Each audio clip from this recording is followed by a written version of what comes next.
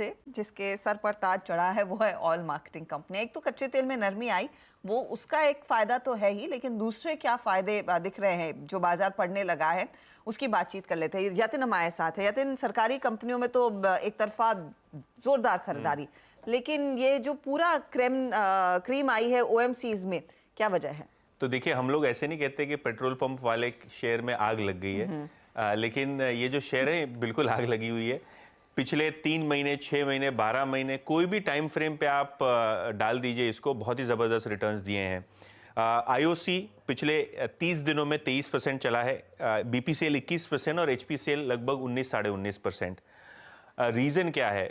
इन सभी कंपनीज, खास करके एचपीसीएल, बीपीसीएल के केपेक्स प्लान लगभग कंप्लीट होने वाले हैं या अगले 6 से 12 महीनों में ऑन ट्रैक आने वाले हैं। मेजॉरिटी जो केपेक्स इन्होंने किया है पिछले 4-5 सालों में, वो ऑन ट्रैक आने वाला है। सबसे पहले बीपीसीएल की बात करते हैं, क्योंकि सबसे लास्ट वाला रिजल्ट ये आया था बीपीसीएल का, और कंपनी का मानना ये है कि आने वाले 5 साल में 1.5 लाख करोड़ का निवेश कंपनी करेगी ऑयल एंड गैस एक्सप्लोरेशन में और ऑयल रिफाइनिंग बिजनेस में। जब इनको पूछा गया कि भाई ऑयल रिफाइनिंग में क्यों आप इतना पैसा डाल रहे हैं जबकि ग्रीन की बात चल रही है, क्लीन एनर्जी की बात चल रही है, तो मैनेजमेंट का ये कहना था कि अगले 2 दशकों तक पेट्रोल डीजल की डिमांड रहेगी। सबसे पहली बात। दूसरी बात, कंपनी क्लीन हाइड्रोजन प्रोजेक्ट्स में भी पार्टिसिपेट करने वाली है और शायद इसीलिए राइट्स इशू भी बहुत जल्द होगा। 2-3 बड़े केपेक्स इनके कंप्लीट होने वाले। सबसे पहले कोच्चि रिफाइनरी में लगभग 5,000 करोड़ का खर्चा कंपनी ने किया है, तो वो केपेक्स नियर टर्म में होता हुआ दिखाई पड़ेगा। और मोजम्बिक का एक बड़ा टेलविंड है बीपीसीएल को, क्योंकि वहाँ जो फोर्स मेजर लगा हुआ था, बोको हराम एक मिलिटेंट ऑर्गेनाइजेशन ने एक बड़ी फैसिलिटी पे हमला कर दिया था, उसके बाद रिवाइव कर रही है मोजम्बिक सरकार इसको, और कहीं ना कहीं 2-3 क्वार्टर्स में ये भी रिवाइव होता हुआ दिखाई पड़ेगा। एचपीसीएल की बात करें तो जो राजस्थान की बीना रिफाइनरी है, इसकी कंप्लीशन लगभग 90% तक पहुंच गई है और दिसंबर 2024 तक प्रोडक्शन शुरू हो जाएगा। वाइजैक रिफाइनरी भी अपग्रेड जो है दिसंबर 24 तक पूरा हो जाएगा।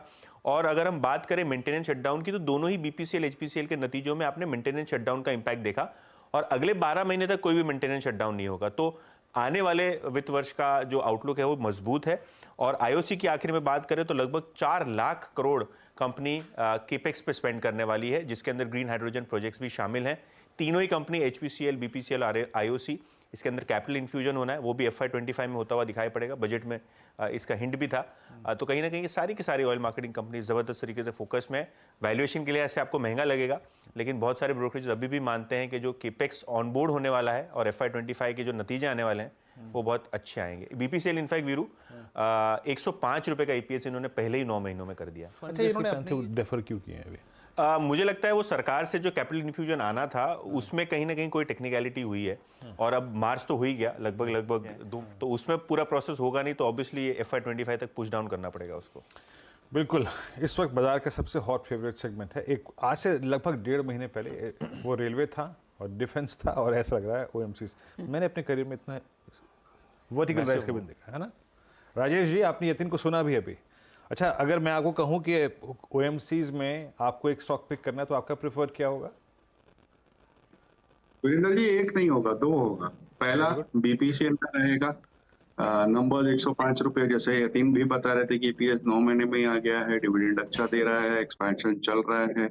और उसके अलावा अगर कहा जाए तो आईओसी रहेगा। हालांकि आईओसी में अगर आप देखेंगे तो पिछले 2-3 महीने में ही जबरदस्त तेजी हो गई है, लेकिन बावजूद उसके अगर आप देखो तो वैल्यूएशन बहुत सस्ते हैं। 70 MMTPA की कैपेसिटी है, 17,000 किलोमीटर की पाइपलाइन है, 10 रिफाइनरी है, 36,000 फ्यूल स्टेशन है, एलपीजी डिस्ट्रीब्यूशन है 12,000 के आसपास। और सबसे बड़ी बात है, जो एक्सपेंशन प्लान ये कर रहे हैं और ग्रीन हाइड्रोजन में जा रहे हैं, उन सब चीजों को देखते हुए, खास करके वैल्यूएशन को देखते हुए, मुझे लगता है कि आईओसी यहाँ से भी और 15-20% की बढ़त दे सकता है, और मध्यम से लंबी अवधि के लिए बीपीसीएल पर दांव लगाना चाहिए।